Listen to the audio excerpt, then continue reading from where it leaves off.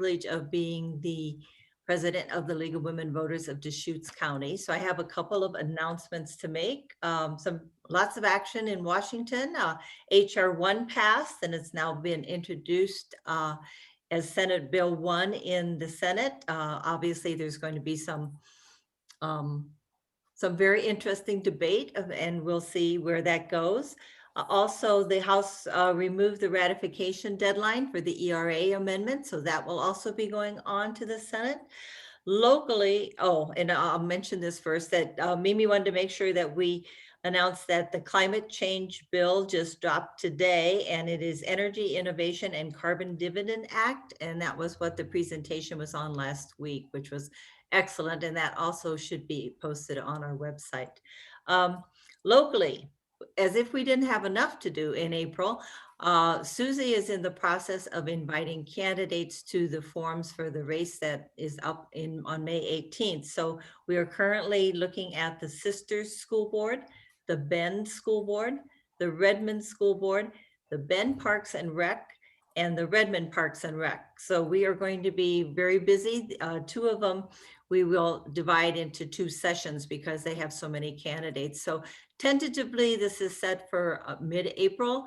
And as soon as we get more information back from the candidates as to their availability, then we will let you know for sure. Right now, we have a good list of questions from our little education subcommittee, but we'll be looking for questions, additional questions on hot topics for each school board race, and also for the Bend Parks and Rec. So if you have things that you're very interested in, or you're knowledgeable about the Bend Parks and Rec or the Redmond Parks and Rec and how it works, please submit your questions to me so that we can ask those of the candidates that are running. Also, we have our annual meeting is coming up on April 22nd, and that will be at noon. That is all this, that information is in the echoes. And then we are also doing, along with the other leagues throughout the country, Day of Action. And we are going to be meeting on the Peace Corner in Bend on 5 o'clock on April 29th. The focus of this is really people-powered initiative, and this is the redistricting where we encourage fair maps and to take it out of the hands of politicians. But we're expanding this a little bit more. We're just going to be there, and we're going to have a presence. And if you have signs, please bring them. If you want to make them, they can say something like vote, or we also have a sign on affordable housing, and Kim has ordered some additional signs. So basically, we're just letting people know that the League of Women Voters in Deschutes County is alive and well. And so I thought that would be kind of a fun way that we could get together in our red, white, and blue and our league paraphernalia and let the community know that we're here. So that is really all that I have. And I want to thank everybody for coming today who was able to get on.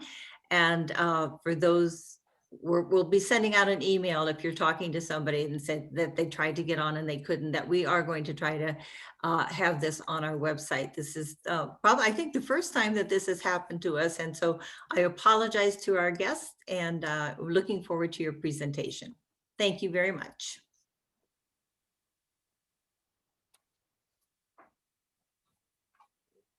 Before we start with our speakers, I'd like to just go through a couple of guidelines that I think everyone is familiar with. First, mute yourself.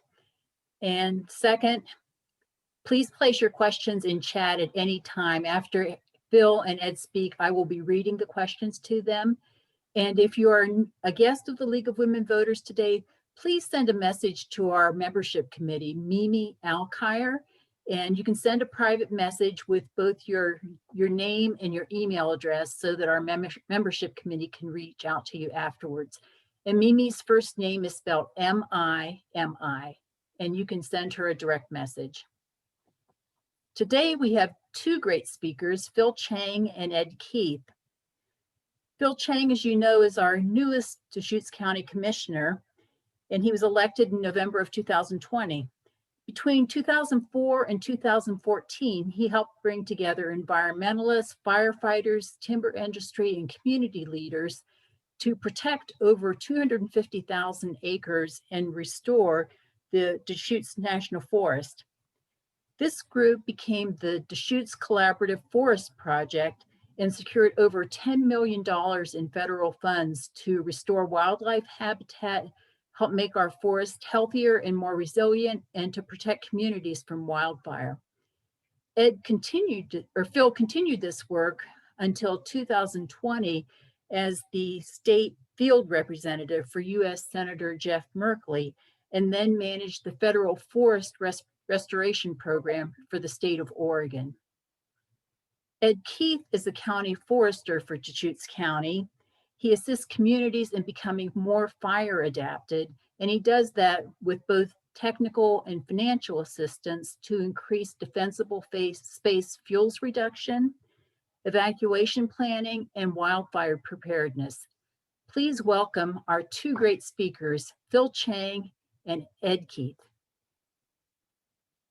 Thanks, everyone. So basic outline for today's discussion is going to be telling you what we're not going to talk about, because there's a huge amount of things related to wildfire that we can't possibly cover in an hour session. Then Ed is going to discuss how we live in a fire adapted ecosystem. And then it'll come back to me for a little bit, and I'll talk about how we manage fuels on federal land. And then Ed will bring back to Ed, and he'll talk about how we manage fuels on private lands in Deschutes County. And then after that, we'll have hopefully a robust question and answer session. But to start us off, I'd like to reiterate that kind of the highest level question that was posed to us when we started discussing doing this presentation, which was how do we make our communities safer from wildfire? And there are just so many things we can be doing and things that we could talk about that contribute to community wildfire protection. And some of the things we won't cover today are how we reduce unplanned human ignitions. So basically, the job that Smokey the Bear has been doing for 80 or 90 years or 100 years, we're not going to talk about unplanned human ignitions. We could talk about how to build the most effective fire suppression and firefighting force possible. And we're not going to talk about air tankers and the seasonality of firefighters and all of that kind of stuff. We could talk about how we detect and how do we detect fires and how we notify people that fires are happening. And this was a real concern just this past weekend when there were a whole lot of people who were trying to get information about the fires that were burning in Deschutes River Woods and out near Bull Springs Tree Farm on Sunday. But we're going to leave that topic aside for today. And one other thing that is on a lot of people's minds is how climate change is making wildfire seasons longer and more severe. So we're not going to talk about that directly today, but we will kind of deal with it indirectly by talking about why it's so important to manage fuels. So on to what we are talking about today, and any of those other topics during Q&A, if you have concerns or questions along those lines, we can do our best to try and answer some of those questions later. But for the focus of today, we wanted to drill down on fuels management. One of the most valuable things we can do as a community to improve wildfire resiliency is address how much fuel there is on the landscape and how continuous or connected it is. For me, I break it into three buckets of fuel. There's vegetation on public lands, forests and rangelands, trees, shrubs, grasses on the lands managed by the Forest Service of the BLM. There's private land vegetation. So that is the vegetation or landscaping that surrounds all of our homes and exists on our private properties in Deschutes County. And then the third big chunk, which people, when you say fuels management, people often don't think of this as fuels, is houses. So we are learning more and more from wildfires that we're experiencing around the country, particularly in the Western US, that houses themselves are potentially fuel. There have been a number of very catastrophic fires that have occurred in the last few years, where really what is carrying a fire is fire moving from house to house. So one house is on fire, casting embers, catching vegetation on fire, a landscape vegetation on fire, and then it's spraying to another house. So houses themselves can be fuel. And one more thing that we're not going to be talking about today, but which we probably spent a whole hour on, actually the City Club just spent a whole hour talking about, is how our houses are and how we build our houses, what we build our houses from, is a focus, a real current focus of policy work at both the state and local level right now. So we will talk about fuels management.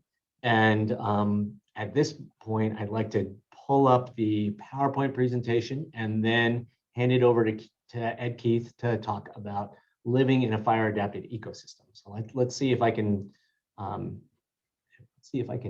get this. Here we go. Is that working? Are people seeing a PowerPoint presentation? Great. All right. Well, take it away, Ed, and I'll advance slides for you. Okay. Yeah, we can move off this title slide then to the first slide, if you don't mind.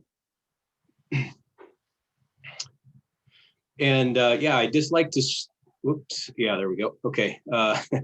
I just like to start off just with kind of the basis of understanding that if living in Central Oregon means we're living in a fire adapted ecosystem, and that fire is really a natural and necessary function to maintain the health of our ecosystems. There's a lot of trees and shrubs and other plants and wildlife that actually rely on fire for their life cycle. And that although, as this chart is meant to indicate, that fire might play a different role as far as how often it visits or how severe it burns, depending on what location you're in, that all of our ecosystems in Central Oregon are fire adapted and do to some extent or another depend on fire throughout their life cycle. So just a little bit about this graph. There's actually a lot going on this little graphic here, but we're really in a unique position ecologically, where starting at the Cascade Crest with precipitation that might be over 140 inches per year to Bend in only 25 miles, our precipitation drops to somewhere close to 18 to 15 inches, depending on which side of town you're on. It's one of the steepest precipitation gradients of anywhere really in the world. And with that change of precipitation, there's a change of vegetation types as we come down from the peak of the Cascades out to the east side of Bend. And those ecotypes are displayed here on and described here on the map. And then underneath there, it does kind of describe, based on research that has been done before we started suppressing fires, how those ecosystems normally experience fire. So our really common forest type that a lot of us live nearby or recreate in is ponderosa pine. And ponderosa pine typically had experienced fire anywhere from every 5 years to maybe every 25 years, but on a very short period of time. And since that fire visited pretty frequently, it actually typically burned at a fairly low intensity because there wasn't a lot of fuel there that grew in that 25 years. As you get a little bit higher in the Cascades, you get more moisture, you get more productivity, there's more vegetation there.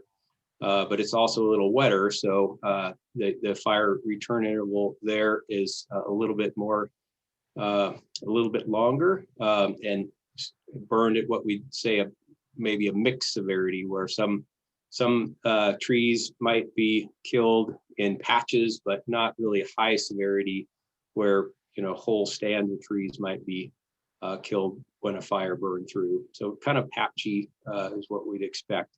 And then out to the juniper woodlands, more to the east of eastern part of the county.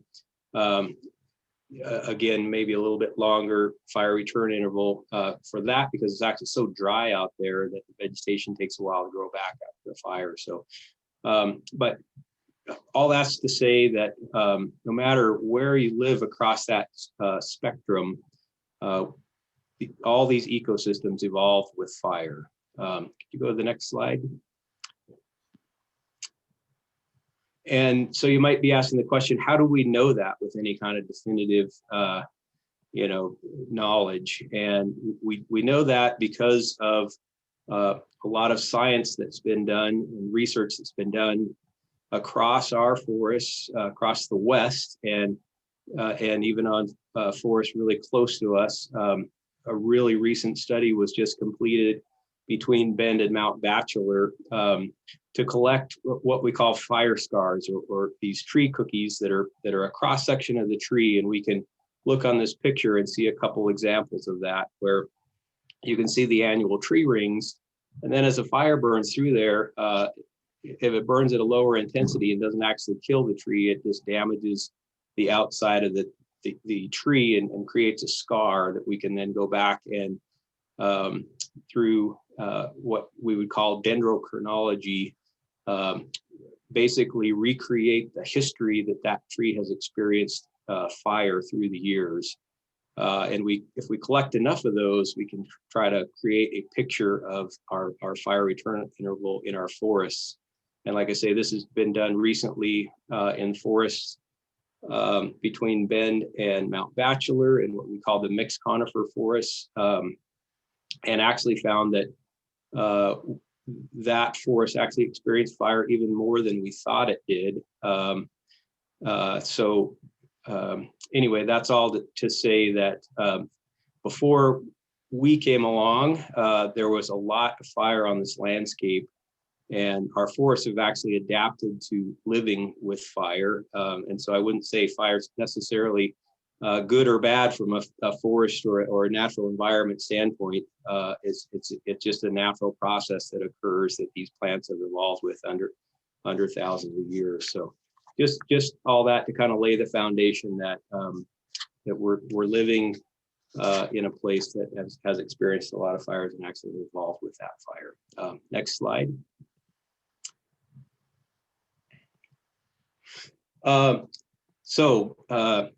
Coming into more, I guess, modern times, post-settlement, this map depicts our fire history. That's basically since we started recording fires in 1900. Many of you might know that really the history of both the Forest Service and the Oregon Department of Forestry are really founded on fire suppression. So starting around 1910, we really have had a policy of excluding fire from our forests and putting fire out using aggressive fire suppression tactics, basically for over a century now. So you can see the trends on the graph there. I know you probably can't read all the numbers, but the big spike on the left of the chart there is the decade of the 1910s.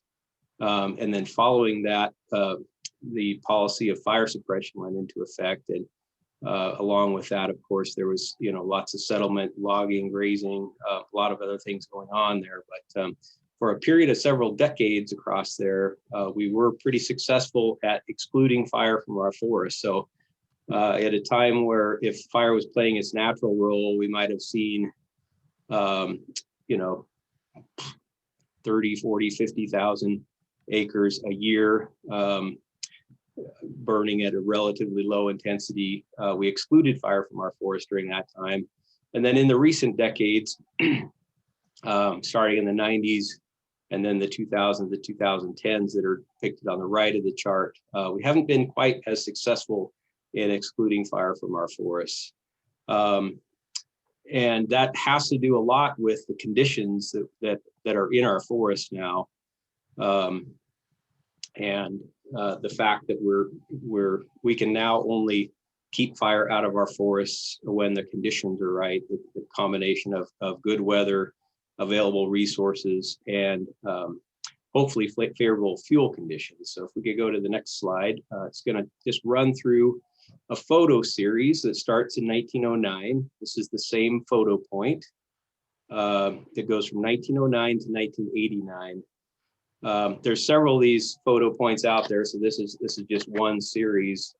There's lots out there, but showing a ponderosa pine forest that was relatively open and maintained by low intensity fire pre-settlement, and then starting with that fire exclusion phase, basically that understory has now filled in. So again, starting at the start of this photo series, very open. We're looking at the same exact photo point, and then at the end, that tree is in the background still, but you can hardly see it for all the trees in the foreground that have grown up underneath there. So over time, this plot of land, if would have experienced maybe at least 3 fires, maybe 5 or 6 fires of low intensity that would probably have killed a lot of these seedlings at a very small age.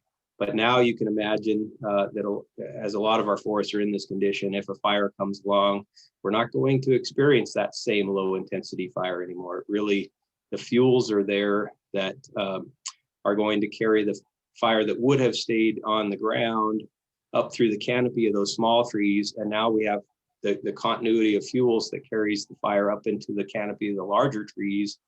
And so post-fire, if this were to light on fire under this type of fuel condition on a hot August day, you can only use your imagination and probably come to the same conclusion I would, that we're probably going to lose the whole stand of trees in a very high severity fire instead of the lower severity fire that we would have expected if a fire would have happened, say, in that setting back in 1909.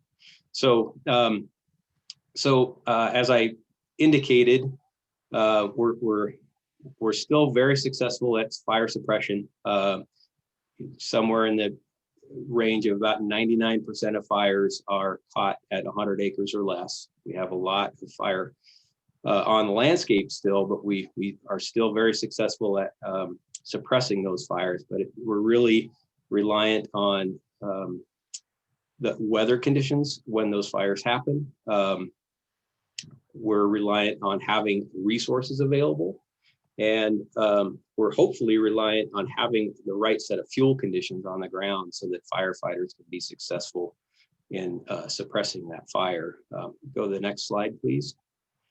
And so I just leave you with one recent example. This is a shot from the Roslyn Road fire. This happened this past summer, just outside of the city of La Pine, really near Newberry Estates, if anybody's familiar with that subdivision. This fire started in a very thick stand of mostly lodgepole pine with some scattered ponderosa pines, and burned, in this case, looking at the photo from the left to the right. It then encountered an area that had been treated both with thinning and prescribed fire on the right side of the road. And you can see the vast difference in the result. Just the weather didn't change, the resources on the ground didn't change, but the fuel conditions changed in that this was just burned in the past 2 or 3 years with a low intensity prescribed fire in the spring. That fire dropped to the forest floor and was then pretty easily contained in what was really at the start of this fire really a challenging set of conditions for firefighters with the trees up in the fire up in the canopy of the trees spreading very rapidly. But luckily, this was near a unit that had been thinned and burned and set us up for some success. So Phil's going to then move into talking about a little bit more about how we create some of these conditions, or how we're working to create some of these conditions on the ground. Commissioner? Yeah, and before I jump into a couple more of the slides that I put together, I'd like to go back to this one. Again, the bucket of fuel that I'm talking about right now is vegetation and fuels on federal land.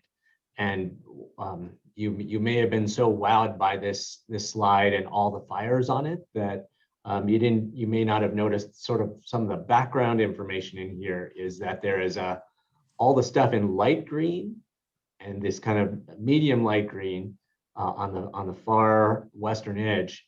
That is federal land that is managed by the U.S. Forest Service, and all this sort of beigeish, tannish stuff is federal land that's managed by the Bureau of Land Management. So in total, in Deschutes County, close to 3/4 of the land base is federally managed by the Forest Service or the BLM.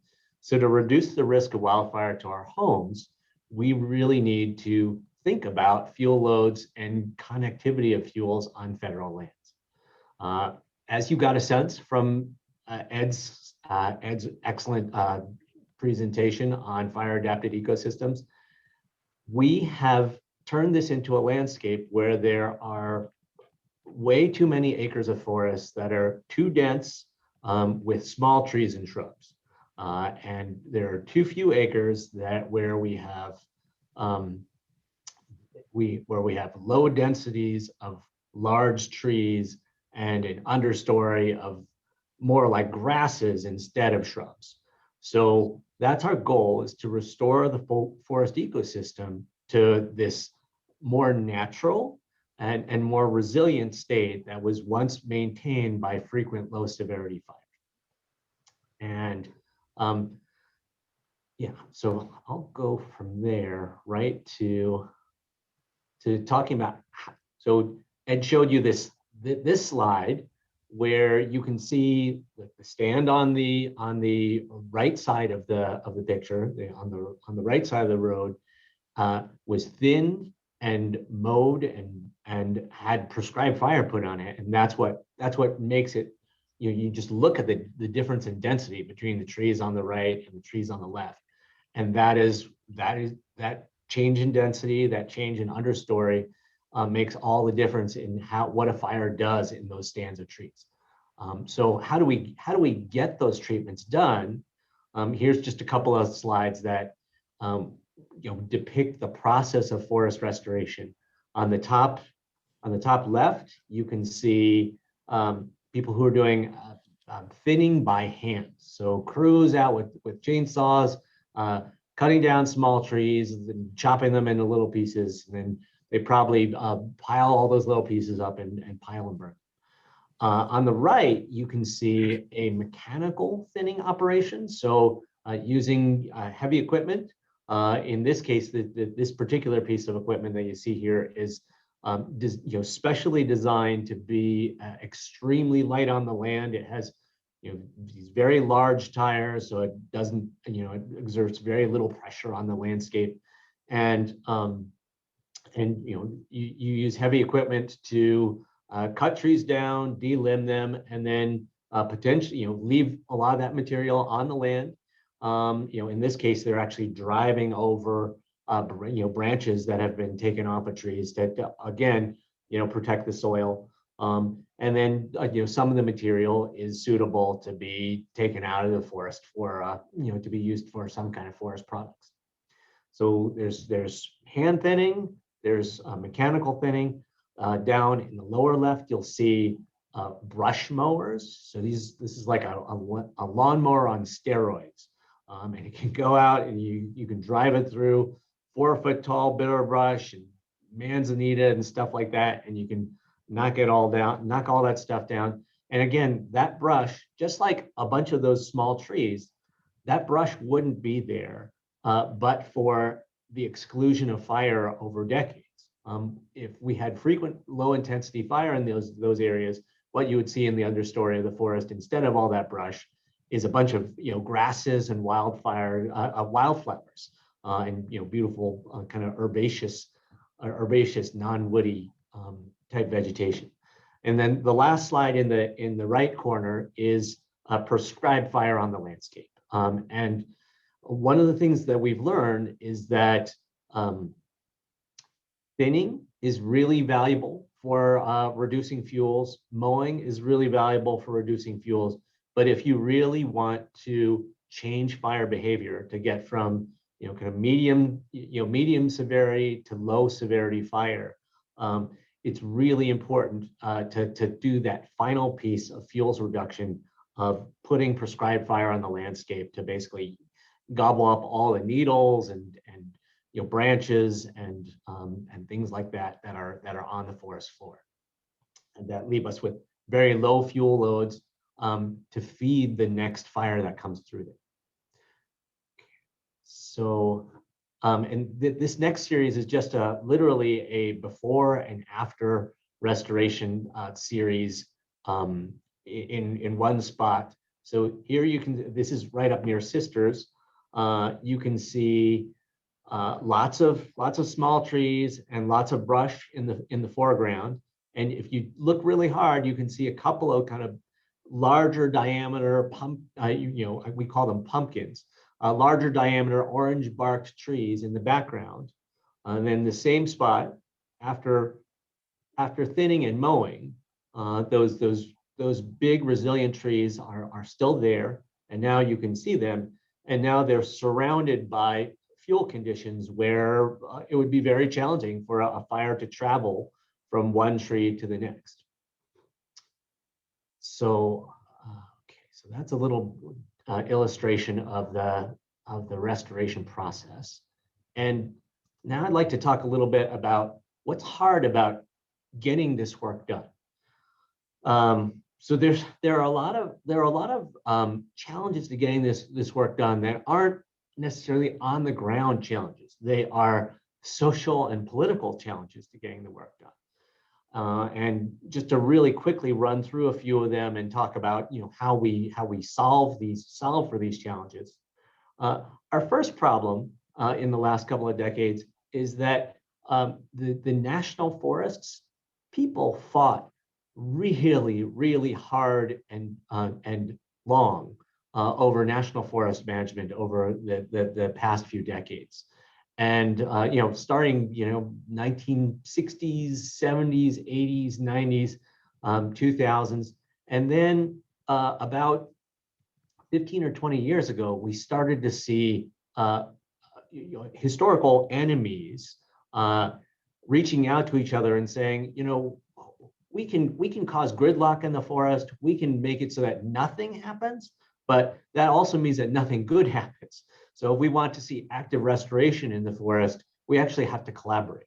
So this is just a picture of that Deschutes Collaborative Forest Project, early collaboration on the Deschutes National Forest that has helped us reduce gridlock and move forward positive, proactive restoration management.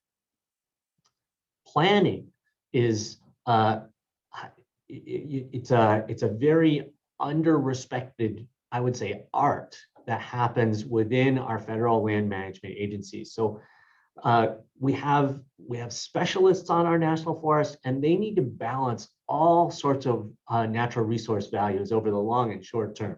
Maybe they're trying to think about wildlife habitat for species that used to be here and that we want to be here and that are currently here. We've got fire that threatens homes. We have, sorry about that light.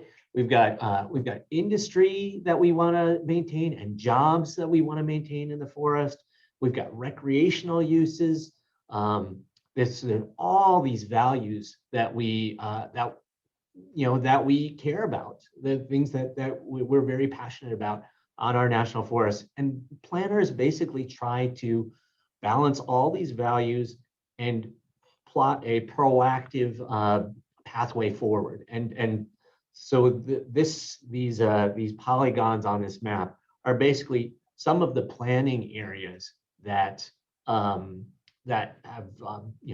been planned and are now, many of these are very far along in implementation on the Deschutes National Forest. And so this sort of ranges from like up in the Camp Sherman area at the very north end of the map, down to the Lapine area, on the very south end of the map. And so a number of these planning areas have either been planned and now fully implemented or partially implemented. Planning. Here's where I think actually the real sticking point is how do we pay for fuels reduction? And on the right, you'll see a logging truck with a bunch of big ponderosa pine logs from, probably like 1958 or sometime like that. And there are a lot of people who wishfully think that that's how we're going to pay for getting the work done in the forest that we need to get done. That they think, if we could just go out there and harvest some trees, we could generate some revenue, and then we could pay for the work in the forest. The problem is that those 3-foot diameter trees, there are very, very few of those left in the forest. And when we're dealing with a species like ponderosa pine, a small diameter ponderosa pine is worth nothing. So if you walk out into the woods near Bend or Sisters and you're standing in this incredibly dense stand of trees where there's like 800 trees per acre and they're all like 10 inches in diameter, or less, there's almost no value in that stand. So if we need to do things like thinning and mowing and burning of that stand, it's going to cost us money. It's not going to make us money. So the slide on the right is a little bit of it's to represent a dream and a wish that is not available to us right now. And the slide on the left, or the picture on the left, is the U.S. Capitol building, which is, in my opinion, where the real answer lies, because we need Congress to appropriate hundreds of millions of dollars to treat the hundreds of millions, or the tens of millions of acres of national forest land across the Western United States that have these really problematic fuels conditions right now. And a lot of these dry forest acres, they're just like what we have here. They're overly dense with small trees and brush, and they do not have enough large resilient trees in them. And so we need to, in my opinion, we need to invest in those stands. So we need to spend money. We're not going to make money from going in and thinning those trees. We need to actually spend money to put those stands on a trajectory where we actually could grow back some big trees. And then in a couple of decades, you could think about selectively harvesting some to pay for national forest management. But right now, we are very much, again, in my opinion, we're in an investment moment in terms of national forest management.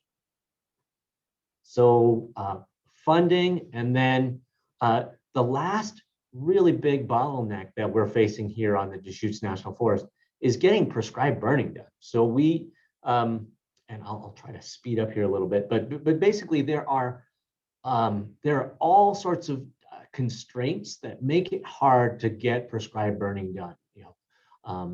We need perfect weather conditions, otherwise fires could escape.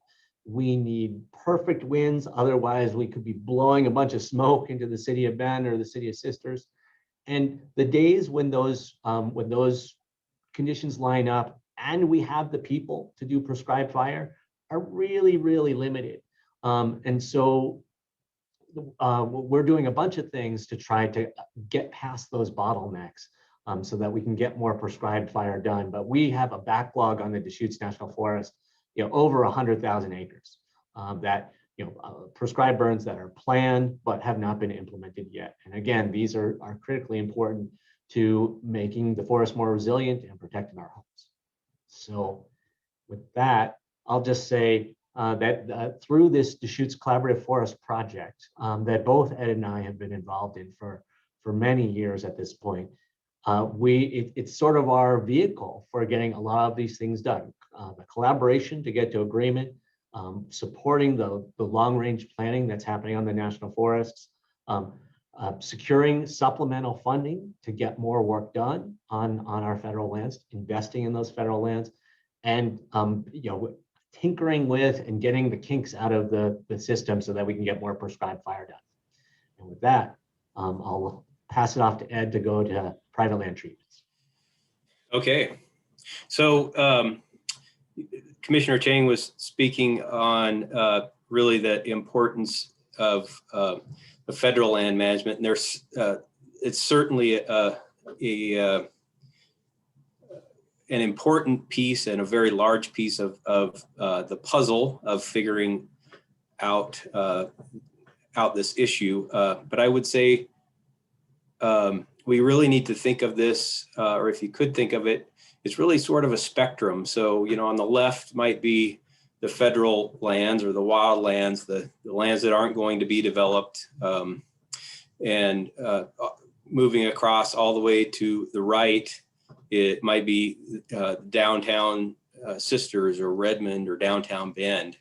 And what I would say is that we need to really have a strategy or a focus for not just the federal lands or the wild lands, but we need to have strategies for each of these segments along this continuum, because they can all be impacted by wildfire. It might be that downtown businesses are impacted because the road over Sandy Am Pass is closed due to a wildfire. It might be that businesses are being impacted because tourism is down because of large impacts to the air quality and the amount of smoke that's in the air. In the suburban areas, our primary concern is that we're not burning down homes, or of course, the loss of life is a big concern. And even in the residential areas where there might be a disconnect from those, there might not be any wildland fuels in those residential areas. Those could be impacted by embers. Embers from a wildfire can travel, a mile or more and land in a residential area. And as Commissioner Chang alluded to at the beginning of the presentation, all of a sudden that the home that catches on fire because an ember lands in its gutter that's full of pine needles, that all of a sudden that subdivision is on fire. So I would just say that we need to recognize that we do need to have a strategy across this whole spectrum, and be thinking about these issues, even though we're really talking about fuels today. So we won't cover all those, but I do want to give a couple examples of how we're working on private lands in Deschutes County at a couple different scales, just so you get a little bit of a flavor for the fact that it's not just a federal lands issue, but that we're actually working on private lands in a couple different ways here as well. So if we go to the next slide. One way that we're working with private landowners on, I guess, what I would call a residential type scale, or where mainly, there may be a lot of wildland fuels in a residential setting, but the lots are small enough where it's really a community. And so in that sort of setting where a lot of us would be living, we use a strategy that's actually a nationwide program called Firewise USA. And in Deschutes County, we actually now have 43 Firewise communities. So those are communities that have recognized that they're at some level of risk to wildland fire. And that community has received an assessment either through the county or through the Oregon Department of Forestry or the local fire department, or in some cases in cooperation with all three. And then that they've formed an action plan based on their risk assessment to try to reduce their risks of losing their homes or loss of life from wildland fire. And a lot of times that in those sorts of cases, we're really advocating for those communities to work together on either creating or improving their defensible space, so that really reducing the fuels immediately around their homes.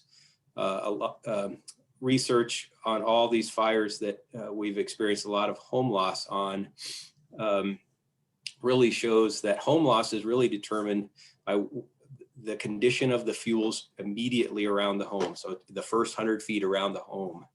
And if we've done good defensible space and really reduced those fuels around the home, the likelihood of that home being lost in a wildfire is greatly reduced.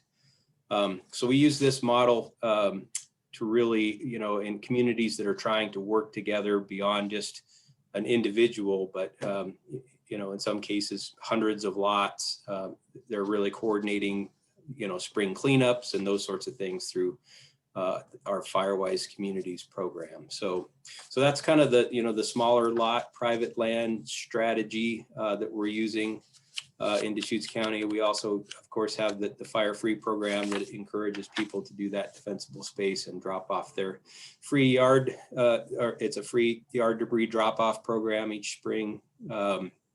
And a lot of these Firewise communities and a lot of other folks participate in that as well. And then go to the next slide. Thinking of the larger landscape and some larger forest landowners that are out there beyond residential size lots. We do have had and do have a number of projects that we're working on in addition to the Deschutes Collaborative Forest Project. One of those projects is also a national program that you can apply, local communities can apply for funding for through what's called the Joint Chiefs Landscape Restoration program. And we've been successful in applying for 2 of these. The first one, it was actually in the south part of the county in the greater Lapine Basin. And that one started at Sun River and went all the way into Klamath County.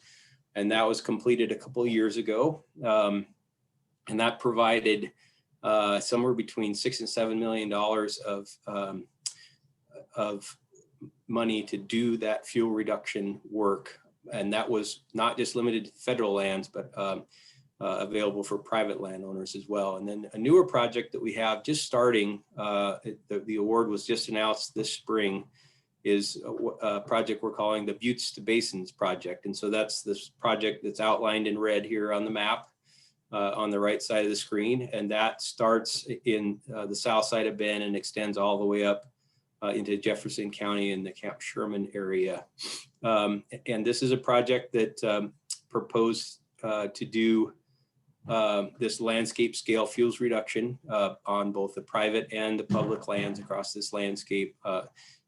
The funding request was for $13 million, and that's a 3-year project. So we're expecting to see a substantial amount of work going on out there, both on the, again, this is really an all lands project, not just private lands, but the realization is that we really need to be working across boundaries if we're going to get anywhere on this issue. You know, fire doesn't really recognize property boundaries.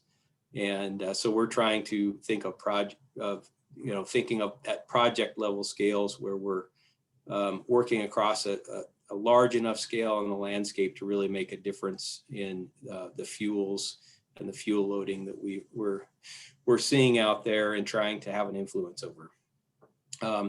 Next slide.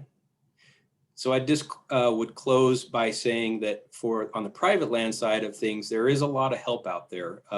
Believe it or not, there's a multitude of agencies and entities that are working together to try to enhance community safety around wildfire. And these are just some of them. The fire departments come together under the Central Oregon Fire Chiefs Association and work together. There's resources available from the Oregon Department of Forestry, who works very closely with private landowners. The Natural Resource Conservation Service has a fair amount of funding available for forest landowners that want to work on forest health or fuel reduction. OSU Extension has just started a new statewide program focused on wildland fire. They're just getting that rolling here this spring. And there are lots of offerings if you want to educate yourself or learn more about issues. Look to them for lots of opportunities that are coming up or ongoing. And then finally, of course, Deschutes County has really been dedicated to this effort as well with the creation of my position as county forester to really focus on this issue of how wildfire impacts our communities. We have a steering committee called Project Wildfire. That's a large steering committee of diverse stakeholders that are appointed by the Board of Commissioners to try to work together on this issue. We meet every month and discuss issues and make sure we're coordinating on things. And then I would be remiss if I didn't just remind everybody that we do offer Fire Free each spring. That's coming up starting in May. And you can go to firefree.org, although that website is down today. But those dates are posted, and we really encourage people to participate in maintaining their defensible space as we go into fire season. And I think even though fire season isn't declared, really, we need to be prepared at all times of the year. So I think with that, we're down to our last slide and probably questions. We have a number of great questions emerging in chat, so I will start reading those pretty much from the beginning. People can continue to pose questions as I go ahead and read those. The first one looks like fire intensity in the Ponderosa environment is not always low, depends on frequency of fire and other fuel density. Fire suppression in some areas resulted in much higher fuel density and very intense fire. For example, the Cerro Grande fire in New Mexico in May of 2020.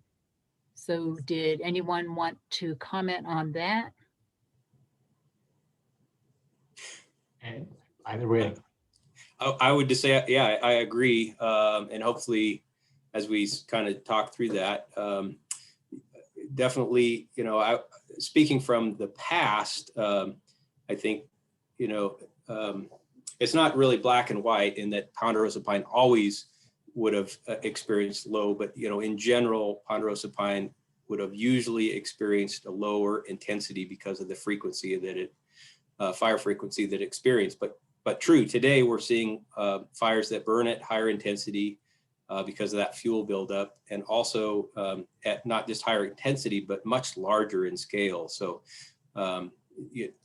we here in Deschutes County that, and it just barely touched Deschutes County, but the B&B fire at 90,000 acres is one of our largest, but, a lot of larger fires where a lot of these fires in the past would have been smaller in extent, in addition to lower in intensity. I would just add, it's all about probabilities. Historically, a large, widely spaced Ponderosa pine stand would have a much lower probability of burning up in a high severity fire than a stand that has been, harvested 3 times and has grown up dense with tiny little Ponderosa pine trees that's now 800 trees per acre with bitter brush in the understory. It just, so yes, historically and now, historically, it's not that all Ponderosa pine would always burn low severity fire, but the probability was much lower. And the extent of it, the percentage of a burn in a Ponderosa pine forest would be, only a small percent, or a much smaller percent would be high severity fire. This question I think is better for Ed. Can you speak to reaching hard to reach communities such as people who are homeless or non-English speaking to help assure that they are informed about evacuation planning and wildfire preparedness?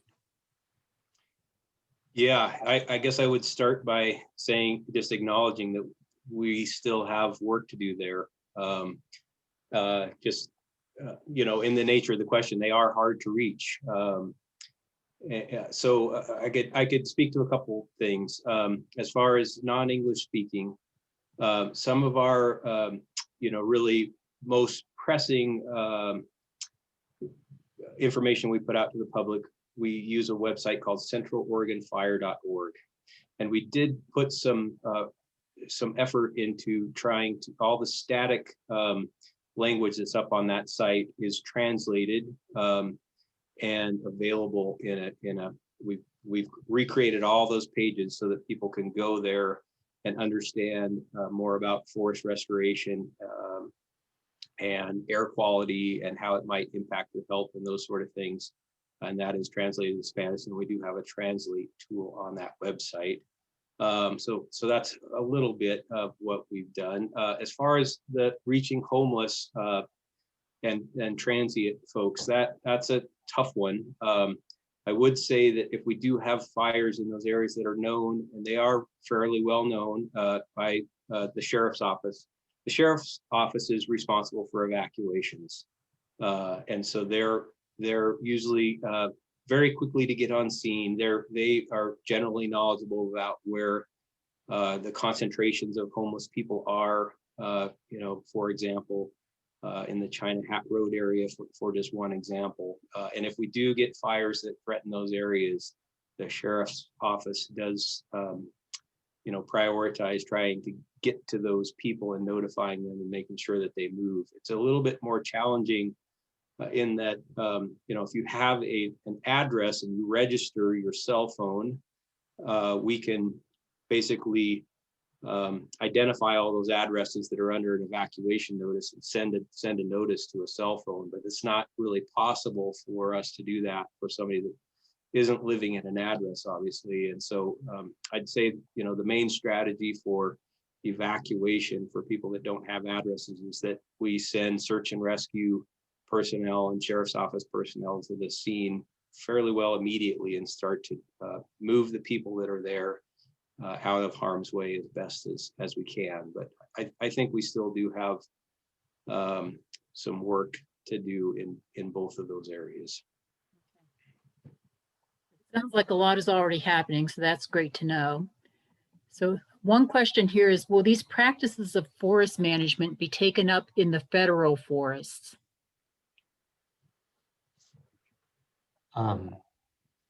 Well, hopefully from my portion of the presentation, people got the sense that that we are doing a lot in the federal forests. To go back to that Deschutes Collaborative Forest Project again for a moment, within the 10-year time frame that we received supplemental funding for that project, we completed 120,000 acres of thinning, mowing, and burning treatments on the Deschutes National Forest, kind of in a landscape that wrapped around Sisters Bend and Sun River. So, 120,000 acres of treatments in the most critically important, and strategic places where we could possibly be doing that work. It's not enough, but definitely there's a lot of work happening on the federal lands. This question is asking about what percentage of our local forests are national versus state, and how different are the policies for each. And I'm assuming by our local forest, people are meaning, Deschutes County immediately, and maybe a county to the west and north and south.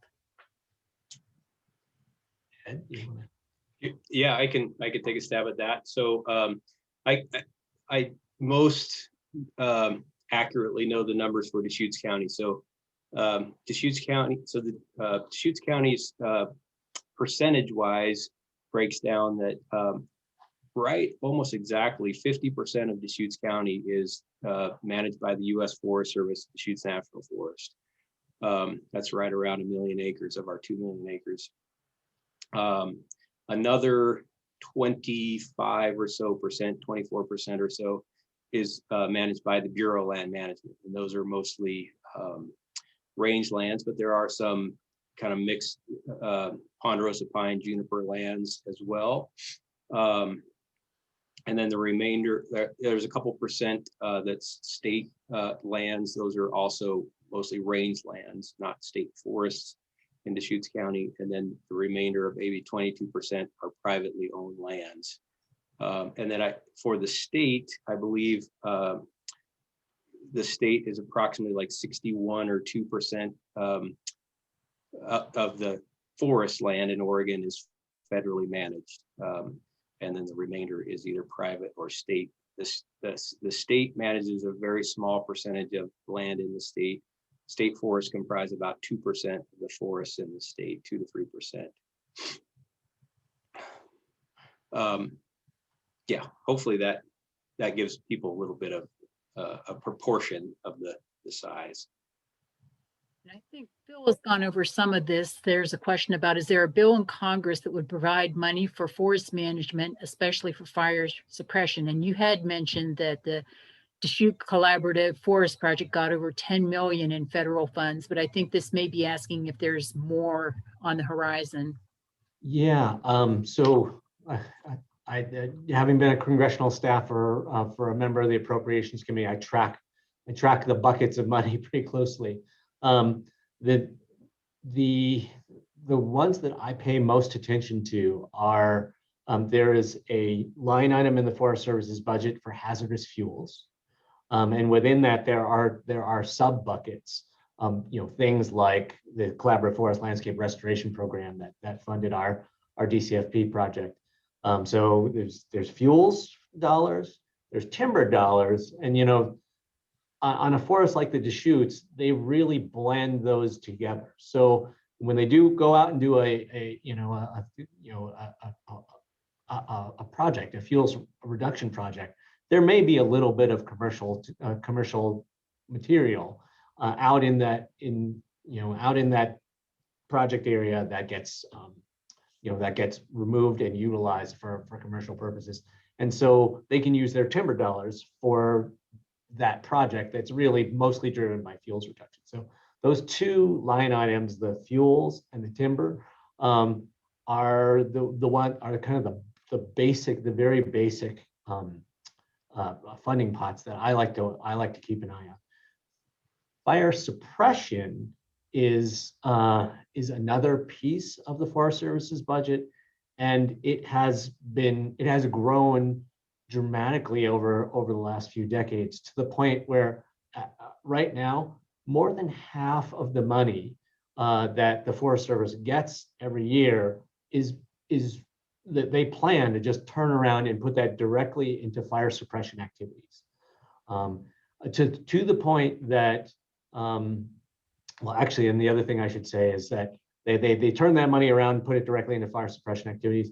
And then, unfortunately, on some bad fire years, they don't have enough fire suppression money, and then they turn around and they rob the other programs, in that bad fire year of their money too. So you literally can have, first off, fire suppression takes up 50% of the Forest Service's budget.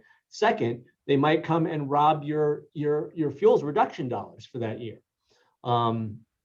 So there have been some efforts to try to fix that. They've called it fire borrowing in the past, even though when they take that money, they never put it back.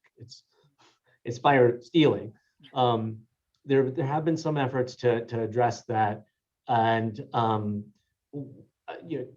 basically what the way that it'll work is that moving forward, very large fires will give the Forest Service access to money through the Federal Emergency Management Agency, FEMA. And so hopefully we at least won't see as much fire borrowing in the future, and that'll give people in the Forest Service more predictability so that they can do more of the other work, fuels reduction, recreation management, and other things that they want to do. I guess I think that if you want to send a simple message to your members of Congress, tell them that we need more hazardous fuels dollars, and that's that's the bottom line. One question is, how does the timber industry line up with the forest management practices that you've described? Well, the timber industry is highly variable. You have a variety of sawmills and businesses, ranging across Eastern Oregon, from your Boise Cascades. We had a mill on the Warm Springs Reservation for a while. We've got Collins Pine down in Lakeview area. We have Malheur Lumber, which is a subsidiary of Ochco Lumber out of Prineville, and we don't have a mill in Prineville anymore.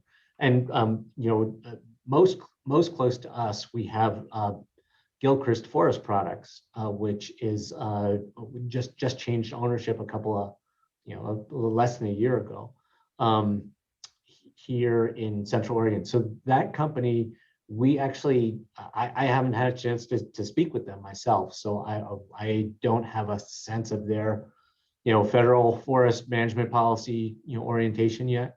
But I would say in general in Eastern Oregon, especially the Collins Pines of the world and the Malheur Lumbers of the world are very, very collaborative and forward thinking, and they understand that basically the world has changed so that the number one interest that people have in national forests is not having it burn down their home. There were decades when timber was the number one focus of national forest management, and that is not the case anymore.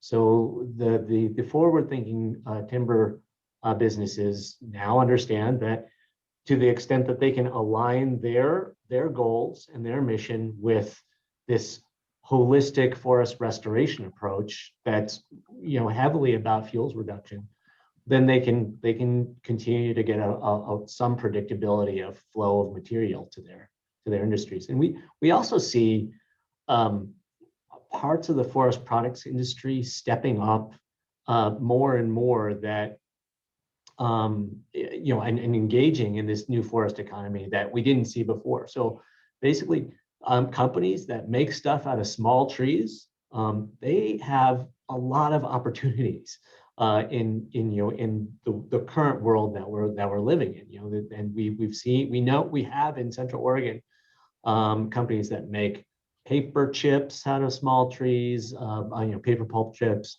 post and pole. There's a company in Redmond called JTS Animal Bedding that has a whole log shaver that shaves up small pine trees and then provides that for some of our local horse owners. So we're seeing both. We're seeing that a number of timber companies are warming up to this kind of collaborative forest restoration approach, and that there's actually changes in the forest products industry to adapt to the new, what I guess you would call it, the wood basket that is available coming out of this type of work. Well, that's actually really encouraging.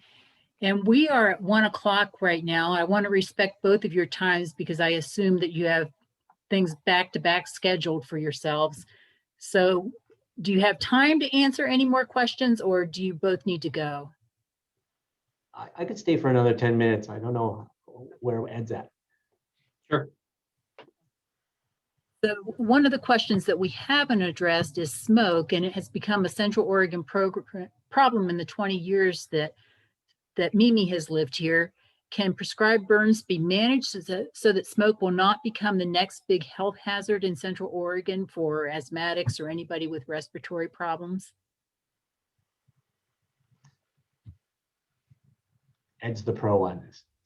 Sorry, could you repeat that question? I was.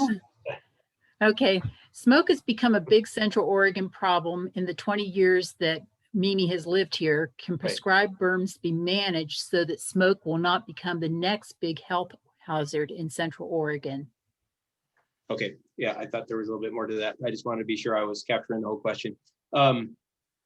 Yeah, so we have been working very closely as a group between, I guess what I call the fire practitioners, mainly people with the Forest Service that focus on getting prescribed fires implemented, and our health practitioners with the health department and our public health advisory board, really focused on how we manage smoke from planned prescribed fires. So that's a piece of the puzzle, is compliance with Oregon's smoke management rules and burning when it's the lowest likelihood that populated areas are going to be impacted by smoke. The challenge is we're also trying to implement prescribed fire really close to our communities. And so it becomes very difficult to do both in that if we really want to address the risk to communities, we need to burn close to them,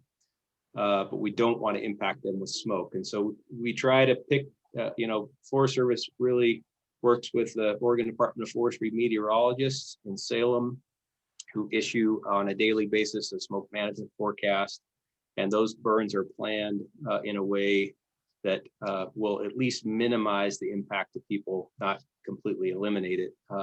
The bigger issue is the smoke from wildfire. And that, of course, happens not on the best days, that where it's probably going to have a more significant impact on people's health and for a longer period of time. So usually we get the bulk of the smoke out of the air shed during a prescribed fire that only lasts a day or two and then is gone during ideal weather conditions. But smoke from wildfire can last for weeks at a time under conditions where smoke isn't going to disperse or is spread over such a large area that it's really difficult to escape from. So unfortunately, I have to be honest and tell you that we're probably going to be experiencing smoke from wildfire in Oregon and Central Oregon for a time to come, just because of the more widespread problem of we're going to have more fire on the landscape, not less, in the next decade or two. But we are working to try to minimize the impacts of prescribed fire. And hopefully, as we get more of this work done across the landscape, over a period of years, it's not going to be immediate of a switch, but over a period of years, as we start to restore our forests, what we find is, so just know we're running out of time, but just one example. We implemented a prescribed fire west of Bend. First time we had a major air quality impact. And the second time we burned that 5 years later, the smoke was basically not measurable at all because a lot of those heavier fuels were removed. And so I think, we're a few years out from seeing the light at the end of the smoky tunnel that we're in from the smoke we're going to experience from wildfires, but hopefully prescribed fires are a part of that and implemented in a way that will reduce those impacts over a period of time, but probably going to be decades, honestly. Thank you. That's discouraging, but realistic, I think. Yeah. So another issue, there was a question or comment from Susan Cobb about other products from the forest, and I think that Phil addressed that nicely. The other issue we haven't addressed is water is another big Central Oregon issue. It looks like all the Firewise communities are connected to a water source, river or tributary. That's the first question. Is that true? Is that the case? The second, how does water shortages affect the ability for a community to be deemed Firewise? Well, I'd say a lot of our Firewise communities are close to some sort of water. I think that's just, if you look at where private lands are in Central Oregon, they happen to be along this corridor of the Deschutes River or Wyches Creek in the Sisters Country. So I'd say that's probably more of a coincidence. It's definitely not a requirement as far as becoming Firewise. Firewise is really a process of the community realizing they're at risk to fire and coming up with a plan of how they're going to address that. Forming a board and then having an annual effort towards reducing that. And so I would say that they're not necessarily, it's not a prerequisite linkage of water and Firewise communities. People requested the alerts sign up, so that message is in chat, and I will also put that in our Echoes newsletter for the coming month, and so people will be able to access that. So it looks like one last question here is, how can Deschutes County help a populous residential area like Deschutes River Woods get organized to address the fire threat effectively? I can start on that. So we've Deschutes River Woods is a very large subdivision. At one time, there was an effort to have the entire community become one Firewise community, and really it's probably too large for that. So we've actually kind of gone back to the drawing board on that and carved out a smaller area in Deschutes River Woods. It's kind of a starting point. That's more of a community scale. Community meaning that you might know the names of several people in a neighborhood type setting, where, you know, and it's probably not going to be thousands of lots. But we do work with all size subdivisions. A lot of times we can help with helping to organize a community work day, or in some cases we have been able to find grants to help communities get started. We've, you know, I've got a large community in the south part of the county that we're working on this spring, where we've essentially offered them free roadside chipping as a way to start to get organized around reducing their fuels and working as a community to address their fire risk. That's from a grant that we have. But I would say, you know, reach out to me or our fire adapted communities coordinator who works for me, Boone Zimmerly. And that's what we try to help communities do, is get better organized around fire. Some of it's about scale. So I would say, you know, we'd probably try to strategize in the Deschutes River Woods about what's the right scale to work at. And so it might be, you know, 5 different efforts in the Deschutes River Woods based on the neighborhood. I don't know for sure, but it's, yeah, that's definitely one that's on our radar. Surely there's interest at both the fire department level and Deschutes County's level at working with residents as best we can to try to facilitate any efforts out there to address that the fire concern in that community or any other community like that. I also just mentioned, so there's like at a slightly like larger scale, there's a process called community wildfire protection planning. And Ed, can you remind me of DRW, which CWPP, community wildfire protection plan, does that fall under, and when is the next time it'll be up for revision? Yes. So for DRW specifically, they're in what we call the Greater Bend Community Wildfire Protection Plan, and we do have 7 plans across the county. You can find those on our Project Wildfire website. It's just projectwildfire.org, and across the top you'll see Community Wildfire Protection Plans, or CWPPs. Those are plans that we've written in cooperation with community leaders, the fire department, Department of Forestry, the Forest Service, all come together. The Greater Bend plan is actually set for revision potentially later this year. And so that's kind of the planning tool that kind of brings issues up, and we can start to strategize within that plan how we might address areas of higher risk like the Deschutes River Woods, and what we're going to do over the next 5 years to try to make some progress on that issue. Ed and Phil, thank you so much. This was such an informative talk. We are at 1:10 now, so I want to end this because I'm sure your days are just jam-packed. I did want to let everyone know who is still listening that next month our speaker will be from the Environmental Center. It will a man who will be talking about electric cars, which will be an incredibly interesting topic since even GM is planning to phase out their non-electric vehicles by 2035. They're planning to be all electric. So it's an incredibly interesting topic, and I hope that all of you will be able to join us. And then Jerry Hauser has recorded this presentation, and it will be available on the League of Women Voters website in a couple of days. So thank you again, Phil and Ed. We really appreciate taking your time, even taking extra time with us to make sure that all of our questions were answered. Thank you again. Thank Bye. you. Great talking to you today. Yeah, thank you.